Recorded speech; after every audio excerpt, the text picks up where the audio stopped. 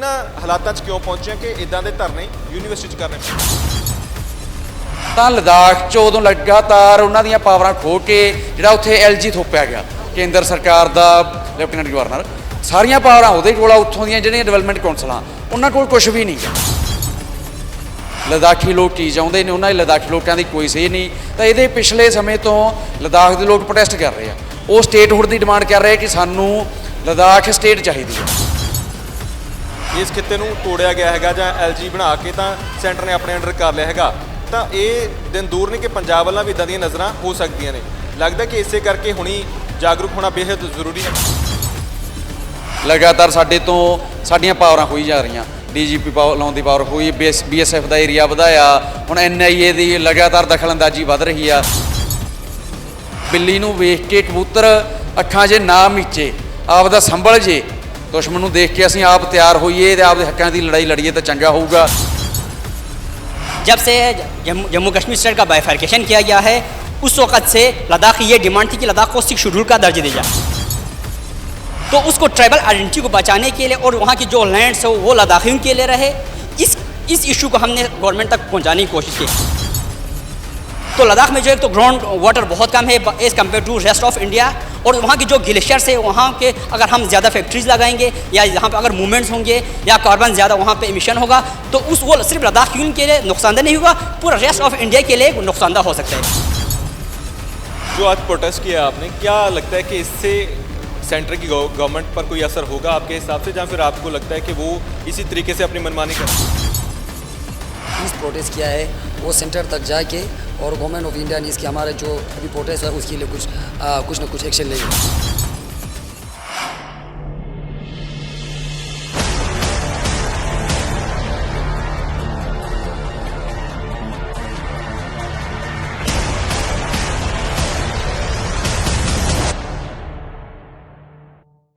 इस वक्त असी पंजाब यूनीवर्सिटी चंडीगढ़ ਦੇ ਵਿੱਚ ਮੌਜੂਦ ਹਾਂ ਜਿੱਥੇ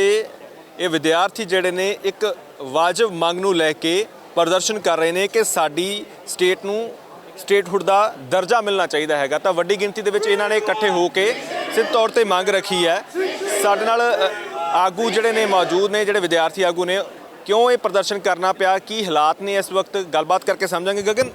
ਇਹਨਾਂ ਹਾਲਾਤਾਂ 'ਚ ਕਿਉਂ ਪਹੁੰਚੇ ਕਿ ਇਦਾਂ ਦੇ ਧਰਨੇ ਯੂਨੀਵਰਸਿਟੀ 'ਚ ਕਰਨੇ ਪੈ ਰਹੇ ਬਿਲਕੁਲ ਜੀ ਅਸਲ 'ਚ ਯੂਨੀਵਰਸਿਟੀ ਕੀ ਹੁੰਦੀ ਆ ਯੂਨੀਵਰਸਿਟੀ 'ਚ ਵੀ ਸਟੂਡੈਂਟ ਆਉਂਦੇ ਜਿਹੜੇ ਉਹ ਵੱਖ-ਵੱਖ ਤਬਕਿਆਂ ਤੋਂ ਆਉਂਦੇ ਆ ਤੇ ਪੰਜਾਬ ਯੂਨੀਵਰਸਿਟੀ ਦਾ ਬਹੁਤ ਸਟੇਟਾਂ ਤੋਂ ਸਟੂਡੈਂਟ ਆਉਂਦਾ ਇੱਥੇ ਲਦਾਖ ਦੇ ਸਟੂਡੈਂਟ ਵੀ ਪੰਜਾਬ ਦੇ ਵੀ ਆ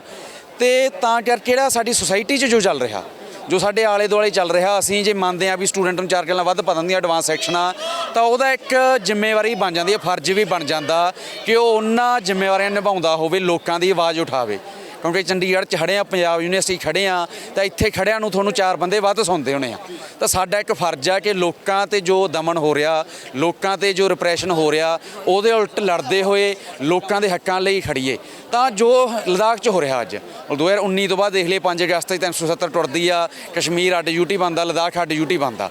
ਤਾਂ ਲਦਾਖ 'ਚ ਉਦੋਂ ਲਗਾਤਾਰ ਉਹਨਾਂ ਦੀਆਂ ਪਾਵਰਾਂ ਖੋਹ ਕੇ ਜਿਹੜਾ ਉੱਥੇ LG ਥੋਪਿਆ ਗਿਆ ਕੇਂਦਰ ਸਰਕਾਰ ਦਾ ਲੈਫਟੀਨੈਂਟ ਗਵਰਨਰ ਸਾਰੀਆਂ ਪਾਵਰਾਂ ਉਹਦੇ ਕੋਲ ਆ ਉੱਥੋਂ ਦੀਆਂ ਜਿਹੜੀਆਂ ਡਿਵੈਲਪਮੈਂਟ ਕੌਂਸਲਾਂ ਉਹਨਾਂ ਕੋਲ ਕੁਝ ਵੀ ਨਹੀਂ ਗਾ ਮਤਲਬ ਸੈਂਟਰ ਸਰਕਾਰ ਆਪਦੇ ਹਿਸਾਬ ਨਾਲ ਉੱਥੇ ਲੈਂਡ ਬੈਂਕ ਬਣਾ ਰਿਹਾ ਕਾਰਪੋਰੇਸ਼ਨ ਕਰ ਰਿਹਾ ਪਰ ਲੋਕਾਂ ਬਾਰੇ ਨਹੀਂ ਸੋਚ ਰਿਹਾ ਕਿ ਲੋਕਾਂ ਦਾ ਡਿਵੈਲਪਮੈਂਟ ਕਿਹੋ ਜਿਹਾ ਹੋਊਗਾ ਲਦਾਖੀ ਲੋਕ ਕੀ ਚਾਹੁੰਦੇ ਨੇ ਉਹਨਾਂ ਦੇ ਲਦਾਖੀ ਲੋਕਾਂ ਦੀ ਕੋਈ ਸੇਧ ਨਹੀਂ ਤਾਂ ਇਹਦੇ ਪਿਛਲੇ ਸਮੇਂ ਤੋਂ ਲਦਾਖ ਦੇ ਲੋਕ ਪ੍ਰੋਟੈਸਟ ਕਰ ਰਹੇ ਆ ਉਹ ਸਟੇਟਹੁੱਡ ਦੀ ਡਿਮਾਂਡ ਕਰ ਰਹੇ ਕਿ ਸਾਨੂੰ ਲਦਾਖ ਸਟੇਟ ਚਾਹੀਦੀ ਆ ਔਰ ਯੂਟੀ ਦੀ ਬਜਾਏ ਸਟੇਟ ਹੋਵੇ ਕਿਉਂਕਿ ਸਟੇਟ 'ਚ ਸਾਨੂੰ ਕੁਝ ਵੱਧ ਅਧਿਕਾਰ ਮਿਲਣਗੇ ਮਤਲਬ ਇਹ ਮੰਨਦੇ ਹਾਂ ਅਸੀਂ ਕਿ ਭਾਵੇਂ ਸਟੇਟਾਂ ਤੋਂ ਅਧਿਕਾਰ ਹੋਏ ਜਾ ਰਹੇ ਆ ਪਰ ਯੂਟੀ ਨਾਲ ਤਾਂ ਫਿਰ ਵੀ ਸਟੇਟ ਕੋਲੇ ਵੱਧ ਅਧਿਕਾਰ ਹੁੰਦੇ ਆ ਲੇਕਿਨ ਇੱਕ ਬੜੀ ਅਹਿਮ ਚੀਜ਼ ਆ ਜਿਵੇਂ ਅਸੀਂ ਲਦਾਖ ਦੀ ਗੱਲ ਕਰ ਲਈਏ ਜੰਮੂ ਦੀ ਗੱਲ ਕਰ ਲਈਏ ਤਾਂ ਇੱਕ ਬੜੇ ਵੱਡੇ ਪੱਧਰ 'ਤੇ ਸ਼ੰਕ ਇਹ ਵੀ ਹੈਗੇ ਨੇ ਕਿ ਜਿਸ ਤਰੀਕੇ ਨਾਲ ਇਸ ਖਿੱਤੇ ਨੂੰ ਤੋੜਿਆ ਗਿਆ ਹੈਗਾ ਜਾਂ LG ਬਣਾ ਕੇ ਤਾਂ ਸੈਂਟਰ ਨੇ ਆਪਣੇ ਅੰਡਰ ਕਰ ਲਿਆ ਹੈਗਾ ਤਾਂ ਇਹ ਦਿਨ ਦੂਰ ਨਹੀਂ ਕਿ ਪੰਜਾਬ ਵਾਲਾਂ ਵੀ ਇੱਦਾਂ ਦੀਆਂ ਨਜ਼ਰਾਂ ਹੋ ਸਕਦੀਆਂ ਨੇ ਲੱਗਦਾ ਕਿ ਇਸੇ ਕਰਕੇ ਹੁਣੀ ਜਾਗਰੂਕ ਹੋਣਾ ਬੇਹਦ ਜ਼ਰੂਰੀ ਹੈਗਾ ਨਹੀਂ ਬਿਲਕੁਲ ਜੀ ਸਹੀ ਗੱਲ ਆ ਕਿ ਕੇਂਦਰ ਸਰਕਾਰ ਤਾਂ ਕਿਸੇ ਦੀ ਸਕੀ ਨਹੀਂ ਉਹਨਾਂ ਨੇ ਜੇ ਕਸ਼ਮੀਰ ਵਾਲਿਆਂ ਨਾਲ ਇਹ ਕੀਤਾ ਲਦਾਖ ਵਾਲਿਆਂ ਨਾਲ ਇਹ ਕੀਤਾ ਇਸ ਤੋਂ ਪਹਿਲਾਂ ਨਾਰਥ ਈਸਟ ਨਾਲ ਇਹ ਕਰ ਸਕਦੀ ਆ ਤਾਂ ਪੰਜਾਬ ਨਾਲ ਵੀ ਉਹ ਲਗਾਤਾਰ ਕਰ ਹੀ ਰਹੀ ਆ ਇਹ ਵੀ ਕੀ ਕਹਿਣਾ ਕਿ ਆਉਣ ਵਾਲੇ ਸਮੇਂ ਹੀ ਕਰੂਗੀ ਲਗਾਤਾਰ ਸਾਡੇ ਤੋਂ ਸਾਡੀਆਂ ਪਾਵਰਾਂ ਹੋਈ ਜਾ ਰਹੀਆਂ DGP ਲਾਉਣ ਦੀ ਪਾਵਰ ਹੋਈ BSF ਦਾ ਏਰੀਆ ਵਧਾਇਆ ਹੁਣ NIA ਦੀ ਲਗਾਤਾਰ ਦਖਲਅੰਦਾਜ਼ੀ ਵੱਧ ਰਹੀ ਆ ਪੰਜਾਬ 'ਚ ਹੈ ਨਾ ਅਤੇ ਪੰਜਾਬ 'ਚ ਲਗਾਤਾਰ ਜਿਵੇਂ ਛਾਪੇਮਾਰੀ ਹੋ ਰਹੀ ਆ ਮਤਲਬ ਜਿੰਨੇ ਪੰਜਾਬ ਸਮੇਤ ਸਾਰੇ ਸੂਬੇ ਆ ਉਹਨਾਂ ਦੇ ਹੱਕ ਖੋਏ ਜਾ ਰਹੇ ਆ। ਪੰਜਾਬ ਦੀ ਤਾਂ ਇੱਕ ਲੰਬੀ ਲੜਾਈ ਆ ਨਾ ਪਿਛਲੇ 60-70 ਸਾਲਾਂ ਦੀ, ਕਿ ਉਹ ਪਾਣੀਆਂ ਲਈ ਲੜਾਈ ਲੜ ਰਿਹਾ ਕਿ ਪੰਜਾਬ ਦੇ ਜੋ ਪਾਣੀ ਆ ਉਹਨਾਂ ਦੇ ਪੰਜਾਬ ਦਾ ਕੰਟਰੋਲ ਹੈ ਨਹੀਂਗਾ। ਉਹ ਪੰਜਾਬ ਦੇ ਪਾਣੀ ਲਗਾਤਾਰ ਖੋਏ ਜਾ ਰਹੇ ਆ। ਮਤਲਬ ਭਾਖੜਾ ਨੰਗਲ ਡੈਮ ਬੋਰਡ ਹੁੰਦਾ ਜਿਹੜਾ, ਉਹਦੇ 'ਚ ਪੰਜਾਬ ਦੇ ਮੈਂਬਰ ਦੀ ਰਿਜ਼ਰਵ ਹੁੰਦੀ ਸੀਟ, ਉਹ ਵੀ ਹੌਲੀ ਹੁਣ ਤਾਂ ਨਾ।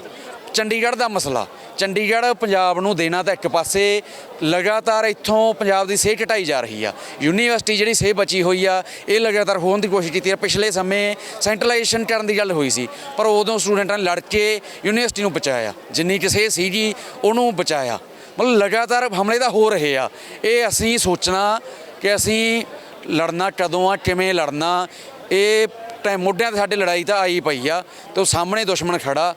ਤੇ ਚੰਗਾ ਹੋਊਗਾ ਜਿਹੜੀ ਸਾਡੀ ਮੋਢਿਆਂ 'ਤੇ ਜ਼ਿੰਮੇਵਾਰੀ ਆ ਉਹ ਤੋਂ ਬਚਦੇ ਹੋਏ। ਮਤਲਬ ਉਹੀ ਗੱਲ, ਬਿੱਲੀ ਨੂੰ ਵੇਖ ਕੇ ਕਬੂਤਰ ਅੱਖਾਂ 'ਚ ਨਾ ਮੀਚੇ, ਆਪ ਦਾ ਸੰਭਲ ਜੇ। ਦੁਸ਼ਮਣ ਨੂੰ ਦੇਖ ਕੇ ਅਸੀਂ ਆਪ ਤਿਆਰ ਹੋਈਏ ਤੇ ਆਪਦੇ ਹੱਕਾਂ ਦੀ ਲੜਾਈ ਲੜੀਏ ਤਾਂ ਚੰਗਾ ਹੋਊਗਾ, ਨਹੀਂ ਤਾਂ ਨਤੀਜੇ ਤਾਂ ਬੁਰੇ ਸਾਡੇ ਸਾਹਮਣੇ ਖੜੇ ਆ। क्या नाम है आपका? जी अहमद हुसैन। अहमद, ये प्रोटेस्ट क्यों करना पड़ रहा है आज? आपको क्या लग रहा है कि क्या चाहती है स्टेट की गवर्नमेंट? इस प्रोटेस्ट करने का मेन मकसद ये था कि जो सेंट्रल गवर्नमेंट है उनको हम अपनी कुछ डिमांड पेश करना चाहते थे। सबसे पहले था कि लद्दाख को 6 शेड्यूल का दर्जा दिया जाए, क्योंकि जब से जम्मू कश्मीर स्टेट का बाइफर्केशन किया गया है उस वक्त से लद्दाख की ये डिमांड थी कि लद्दाख को 6 शेड्यूल का दर्जा दिया जाए। 6 शेड्यूल में यह होता है कि उस जो एक तो लद्दाख जो टोटल एरिया है वो ट्राइबल एरिया, जहाँ की 98% पॉपुलेशन ट्राइबल्स है, तो उसको ट्राइबल आइडेंटिटी को बचाने के लिए और वहाँ की जो लैंड्स हो वो लद्दाखियों के लिए रहे, इस इशू को हमने गवर्नमेंट तक पहुंचाने की कोशिश की। अब मैं मीडिया के माध्यम से लोगों को ये बताना, क्योंकि ज़्यादातर लोग ये पूछते हैं कि लद्दाख को आपको अपने आइडेंटिटी या ट्राइबल्स जो आइडेंटिटी है वो लैंड अपने लिए क्यों चाहिए, क्योंकि लद्दाख एक फ्रजाइल, वहाँ का जो इन्वायरमेंट है वो एक फ्रजाइल इन्वायरमेंट है। जैसे कि अभी जोशीमठ में क्या हुआ, लोगों ने ज़्यादा कंस्ट्रक्शन किया तो अब सारा जोशीमठ को वहाँ से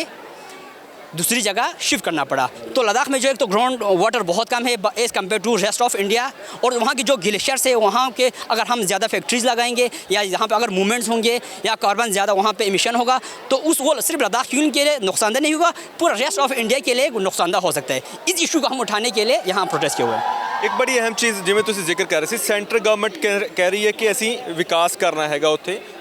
ਅਸੀਂ ਚਾਹੁੰਦੇ ਹਾਂ ਕਿ ਉੱਥੇ ਇੰਡਸਟਰੀ ਲੱਗੇ, ਲੋਕਾਂ ਨੂੰ ਰੁਜ਼ਗਾਰ ਮਿਲੇ। लगता है कि वाजिब कारण ने विकास नहीं हो रहा सी लद्दाख का, तो असी लद्दाख का विकास कर रहे हैं। नहीं, अब जब किसी एरिया का या सेंटर कोई प्लान बनाते हैं विकास के लिए, तरक्की के लिए, डेवलपमेंट के लिए, तो सबसे पहले उस एरिया की कंडीशंस को देखना पड़ेंगे। जैसे कि जो जिस डेवलपमेंट आप पंजाब में चाहते हो, हरियाणा में चाहते हो, वो लद्दाख में नहीं हो सकते, क्योंकि लद्दाख एक तो डेजर्ट एरिया है जहाँ पे प्लांटेशन बहुत कम है और वाटर रिसोर्स बहुत कम है। अगर आप वहाँ या बड़ी फैक्ट्रीज लगेंगे तो जो ग्राउंड वाटर है वो ज़्यादा यूज़ करेंगे, तो जो फ्यूचर जनरेशन है हमारे उनके लिए कोई ग्राउंड वाटर नहीं बचेगा। और जब वहाँ पर कार्बन इमिशन ज़्यादा होगा तो वहाँ के जो ग्लेशियर्स है, जो अभी मेन सोर्स ऑफ वाटर है हमारे लिए, वो कम होते जाएंगे। तो इस इश्यूज़ को लेके हम ऐसे डेवलपमेंट हम चाहते हैं लद्दाख में, लेकिन जैसे हमारे प्राइम मिनिस्टर ने कहा था हम लद्दाख को कार्बन न्यूट्रल सिटी बनाएंगे, हम वो वाला मॉडल पे हम डेवलपमेंट चाहते हैं, न कि अभी वाला जिसमें लद्दाख में कोई सेफ्टी नहीं है, जो ग्राउंड वाटर है वो बहुत ज़्यादा यूज़ होते जा रहे हैं। इन सब की ये वाला डेवलपमेंट हमें नहीं। स्टेट की मांग कर रहे हो, CM की मांग कर रहे हो, जे ਅਸੀਂ LG की गल करिए, LG तो की दिक्कत हैगी है? LG अच्छे तरीके नाल नहीं चला रहा स्टेट, ਜਾਂ किस तरीके नाल तुसी की कारण समझो कि LG ਦੀ ਥਾਂ CM होना चाहिए स्टेट पे? नहीं, स्टेटहुड का जो डिमांड है, अगर आप 2021-22 का जो हमारा बजट जो पेश करते हैं उसमें अगर देखा गया जिन यूटीज़ में विदाउट लेजिस्लेचर है वहाँ पे फंड का यूटिलाइजेशन सबसे कम हुआ है। ये हमारे पार्लियामेंट में जो कमेटी जो रिपोर्ट है उसका कहना है। तो क्योंकि जो हमारे सारे जितने फंड्स आते हैं वो हमारे LG के अंदर आते हैं और LG जिसको चाहे वो यूटिलाइज़ कर सकते हैं। तो उसी के हिसाब से लास्ट ईयर जब हम देखेंगे 2021-22 का हमारा बजट, उसमें 30% हमारा बजट यूज़ नहीं हुआ है, क्योंकि एक LG में होता है वो अपने खुशी से करते हैं। तो लेजिस्लेचर इसलिए चलता है कि हम अपने वहाँ के लैंग्वेज को लेके, कल्चर को, एजुकेशन को जिसमें हम खुद कानून बना सकें, इसलिए हम अलग से एक स्टेटहुड या लेजिस्लेचर मांग रहे हैं। क्या नाम है? तंजीम। एक जो आज प्रोटेस्ट किया आपने, क्या लगता है कि इससे सेंटर की गवर्नमेंट पर कोई असर होगा आपके हिसाब से, या फिर आपको लगता है कि वो इसी तरीके से अपनी मनमानी करते रहेंगे? सबसे पहले मैं आप मीडिया वाले को बहुत बहुत धन्यवाद देना चाहता हूँ।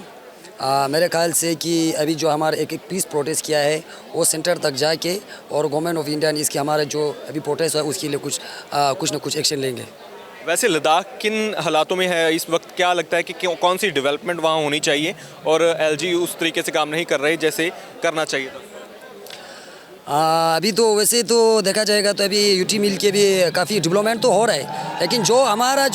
जो एक डेवलपमेंट जो डेवलपमेंट हमें नहीं चाहते उसी तरह से एक डेवलपमेंट हो रहा है कि जो फॉर एग्जांपल कि ऐसे है कि ग्लेशियर, अभी ग्लेशियर के ऊपर हमारा कल सोनम वांगचुक जी ने काफ़ी उधर प्रोटेस्ट में किया, उधर